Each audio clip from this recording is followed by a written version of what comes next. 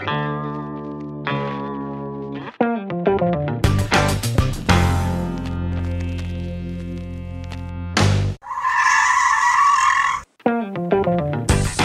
right, hey everybody, welcome to episode 2 of the Stop and Give Me 20 podcast. 20 minutes with some of the world's top fitness pros. I'm your host, Anthony Renna. You can check out the show notes at stop20podcast.com. That's stop20podcast.com.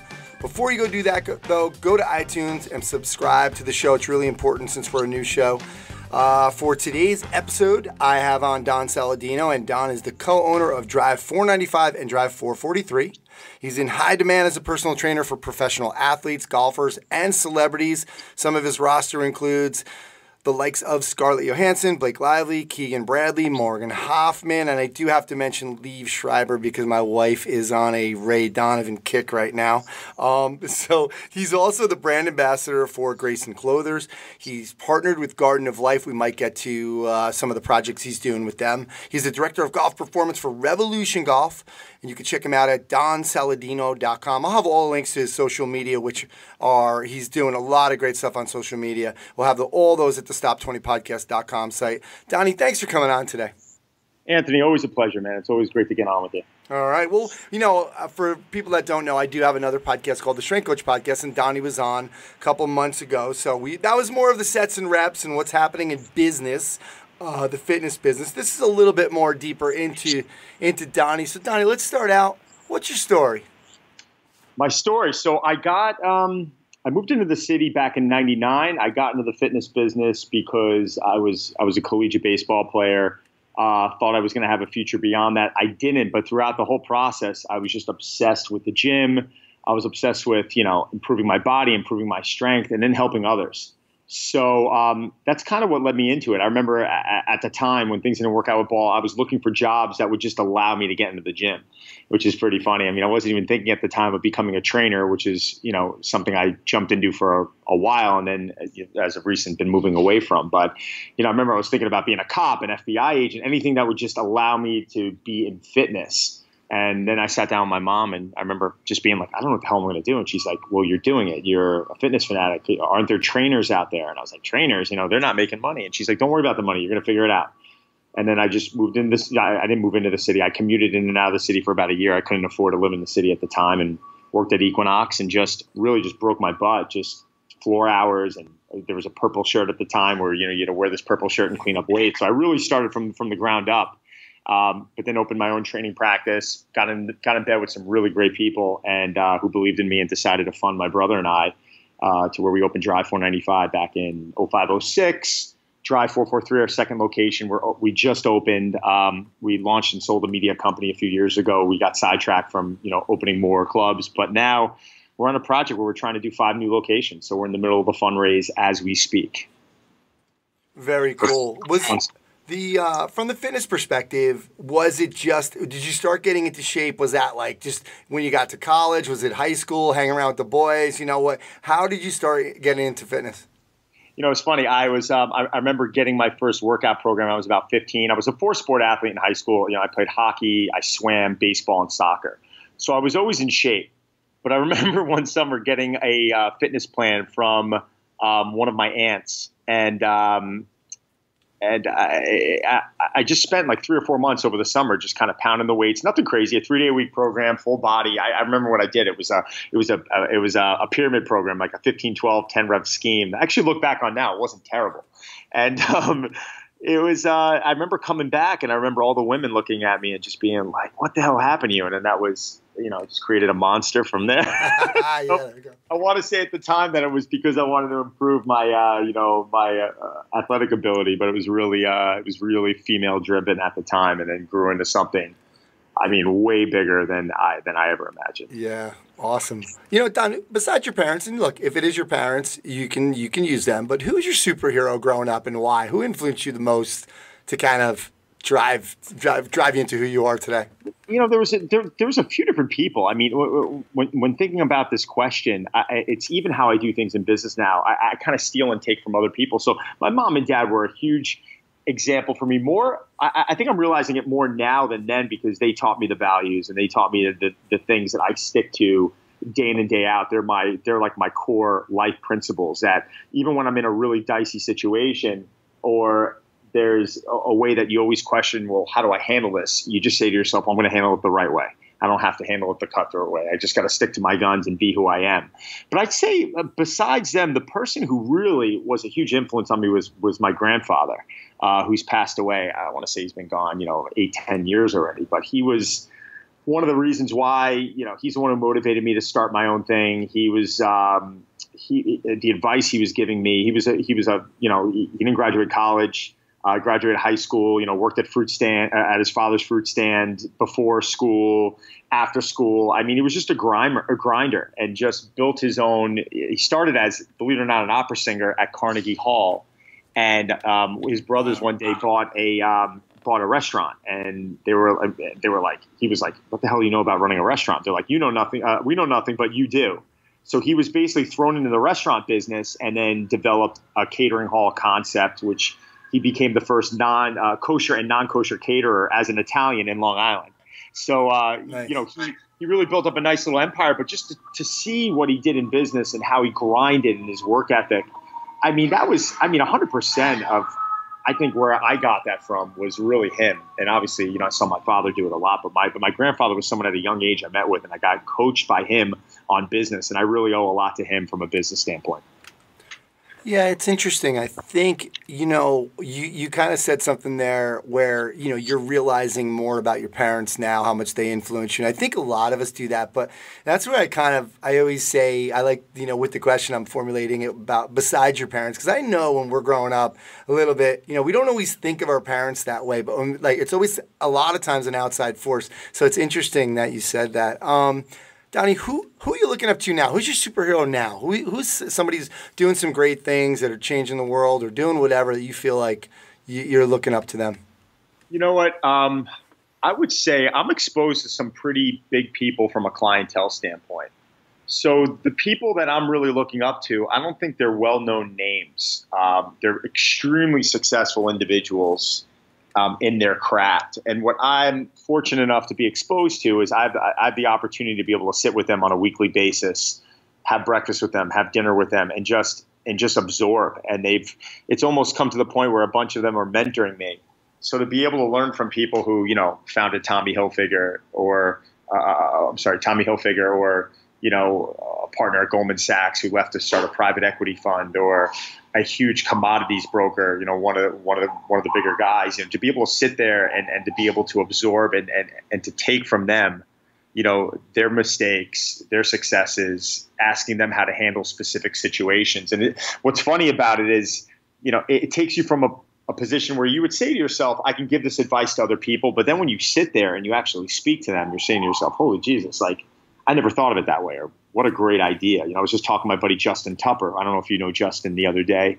I was talking to him the other day. He's the founder of Revolution Golf. And I was thinking about kind of embarking on the social media route, the social media avenue where I want to bring someone in. And the advice he gave me was definitely a little bit of a right turn from where I was thinking or what I would have advised to someone else. And what he said to me was so spot on and so correct that I almost laughed. And I'm like, I really – as much as I think I know, I really don't. I could sit down with many people and give them great advice, and then I say to myself, well, wait a second, I'm still in that position where I'm taking advice from others every single day. So it's very humbling, Anthony.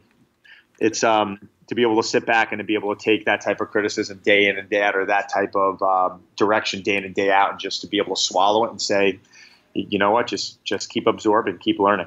Yeah, it's cool. I mean, I was actually thinking of when I was writing that, when I was thinking of asking you that, I knew that you are around a lot of these high profile people, and what's so great is I always love that you're the product of the 5 people you hang around the most with, and it's always something we should keep trying to do is hang around people who are doing some great things. So it's very cool. Now, Don, you've evolved so much now from being a trainer, and you're a dad, and you're doing these so many different things. Who are you trying to be a superhero to right now? Who are the people you're trying to help with what you're doing? I've got a responsibility to a bunch of people. For me, business isn't just about making money or doing what you love. It's about doing it with people that you really want to see grow with you. I've had a lot of coaches, in the past recently come and go for whatever reason it is. And, it just now for me to be able to sit there and to be able to build something and to kind of lean on your team and get your team involved and give them more responsibility and give them raises or, give them the opportunity for them to kind of come out of their shell. If they might have been in here, they might have come in here with the intentions of just coaching. And now you're able to promote someone and they're now designing your online subscription. I mean, that to me is fantastic, being able to give. So yeah, for me, who am I trying to be a superhero to? My wife, my children, my clients, because it's up to me to continue to improve my game. And I don't mean as a trainer. I mean as a business. I mean as an operation. Like I have that ego where, I don't want to go into another club and be like, oh my God, they're doing it better than me. I want to see it, but then I want to be able to one-up them. And that's part of me wanting to do things better, just because I want to be able to supply to my clientele the best possible product. And my coaches and my staff. I mean, for me, I've had people here 8, 9, almost 10 years. And to be able to continue to give them more pay, more responsibility, that's something to me that's really satisfying because, one, they deserve it. But two, this is an industry where people normally are coming and going, 2, 3, 4 years and you're out. It's time to move on to the next thing. To give them an opportunity right now to build a future with you is really special. Absolutely. It's great. And, I've said this before, but I can, it starts at the top. And, when you go to Drive 495, you see what's such a great staff and some of the things that you've done there. You've done some great stuff. And what I love, too, is, and we're going to have the links to all your social media, but I think you're being a superhero to a lot of people throughout all the world. You've been so consistent with your Facebook Lives and your Instagram, and it's so great and inspiring to see how many people you're reaching. So very cool. Good for you. Donnie, what do you think we're doing right in this industry right now? Because, a lot of people are going to complain, but we're doing a lot of good things. We're helping a lot of people. What do you think we're doing right? No, it's an interesting question. I mean, I'm looking more at what's successful out there. And what's successful are concepts that aren't necessarily the best concepts. So it's funny because I live in these two worlds of wanting to do things really, really right.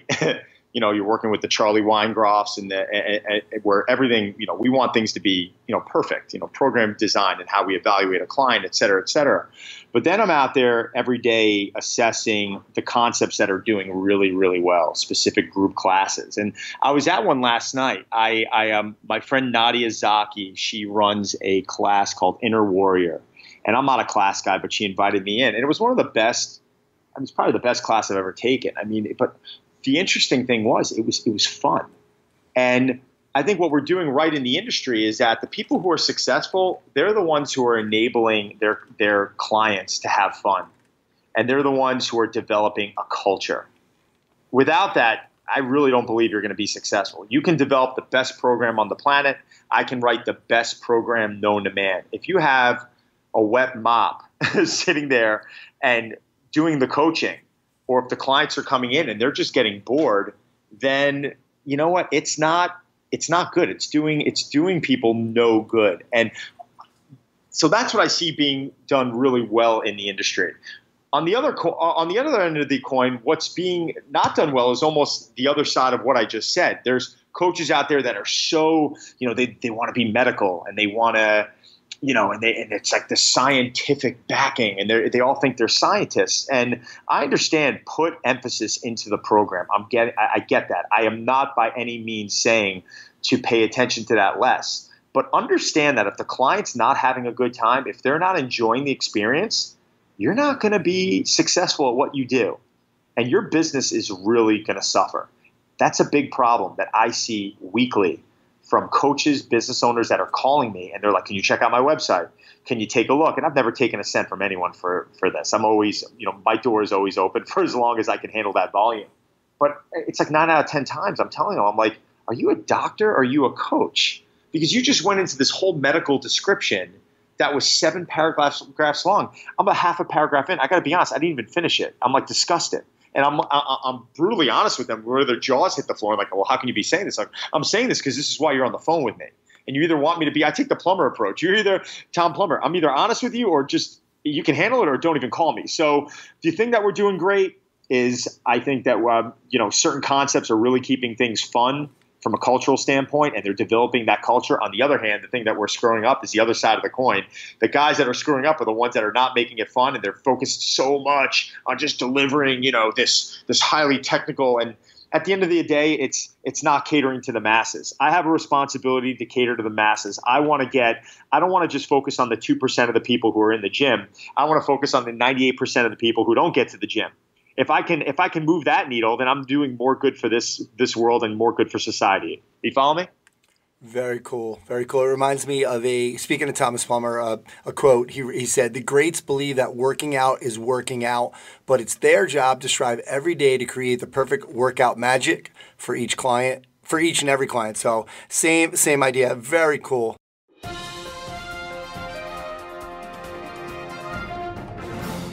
Don, it's time for the Stop and Give Me 5 segment. So we're going to give you 5 rapid-fire questions. Let's start out with, I got to go with your favorite athlete. Being a Long Island boy, being an Islander fan, come on, who's your favorite athlete? Islander fan, my favorite all-time Islander was Pat LaFontaine. Very cool. All right. What about baseball? Who's your favorite baseball? Ken Griffey Jr. And I was a big Doc Gooden fan as well. I was going to say, going out of the neighborhood there. Donnie, worst fitness trend? Worst fitness strength is in my personal? No, worst fitness trend. Oh, worst fitness trend? Oh man, I'm gonna bash it. I'm just not a CrossFit fan. All right, cool. Kettlebell, barbell, or dumbbell? Barbell for myself, kettlebells for clients. All right, very cool. Sorry, cool. But last non-fitness related book you couldn't put down. The 4 Agreements. Very cool. Last live sporting event you went to? I went to the Ranger Bruin game last week. Nice, yeah. They spotted him 2 goals and then came and blew him back. out. And I went to the Ranger home opener as well, which was fun. I'm an Islander fan like you, but it was playing the Islanders, which was awesome. Yep. I'm there. If it's hockey, I'm there. Cool. Donnie, let's go into, we got a few more minutes. I want to talk about what project that you're working on. I know you're always working on so many things. It's crazy. It's a little inspiring, but at the same time depressing. What project you working on now that's getting you really excited? Well, I'm about to launch. I work with a company called Garden of Life, and I was fortunate enough to be named the face of their new sport line that we're launching in December, January. It should be like mid-December. So we've got organic, non-GMO, pre-workout, post-workout, RTDs, which are ready-to-drink shakes, 4 amazing flavored protein bars. And we're actually introducing to a Plant Strong company a 100% grass-fed whey protein. So I've got all this stuff coming out, and it's going to be incredible, delicious, and everyone's going to love it. So that's one. Grayson, the new Grayson line, I'm with Charlie Schaefer. We've got the golf line. We're about to hit 375 stores by the end of the year in the last year and a half, which is unbelievable, and that's all due to him. The line's incredible, and we're going to be coming out with an activewear line soon. I know we just got contacted to by Bloomingdale's. And then probably what I'm most proud of right now is that my brother and I are in the middle of our fundraise, and we are looking to open 5 new locations. We're doing our raise on our first one. It's our first stage raise. We're going to do that. We're in between locations right now. We're looking city, Brooklyn, and Long Island. I know it seems like a very wide range, but we've kind of had some opportunities. So we're about to jump in on that. Perform Better. I've been doing more work with them. We've got a consumer line launching, so you're going to be able to go to my website and see the consumer line. I've been working with Rob Milani really closely on that. And lastly, my on-demand. We're launching an on-demand site. Drive Fitness is launching an on-demand site with donsaladino.com, and it's going to be your one-stop shop for everything fitness, wellness, optimizing your life, which will be pretty awesome. And my whole team's helping out with that. So that's very cool. You got 30 seconds. I need just a kind of a quick letter to your younger self. Tell you just what's one piece of advice you'd give your younger self? Yeah, I'm going to tell myself or my son. I mean, I'm thinking of it as my son is relax, do what you love, be a good person, and it's all going to work out. There's going to be some tough situations, some tough times where your back's going to be against the wall, and just rely on you and let it evolve, let it happen. a lot of times we just get so panicked about how we're going to make things work. And at the end of the day, it's all going to be okay. Awesome. Donnie, thank you so much for coming on today for the Stop and Give Me 20 podcast. Really appreciate getting a different look into Don Saladino. So thanks again, man. Fun being on with you, brother. Really, it's always great to catch up. And you've done so many great things in the industry, and you've given back to so many people with the podcast, the Strength Coach podcast, everything that you've done with Boyle, and just keep leading by example. All right. Thanks, buddy. All right, brother. Take care, bud. All right, well, that's going to do it for episode 2 of the Stop and Give Me 20 podcast. Thanks so much to Donnie Saladino for coming on. Make sure you check out all the links to all the stuff that he's doing at stop20podcast.com. That's stop20podcast.com. Don't forget, go to iTunes, subscribe to the show, leave us a rating and review. Really important right now as we launch the show. My name's Anthony Renna. Thanks so much for stopping by.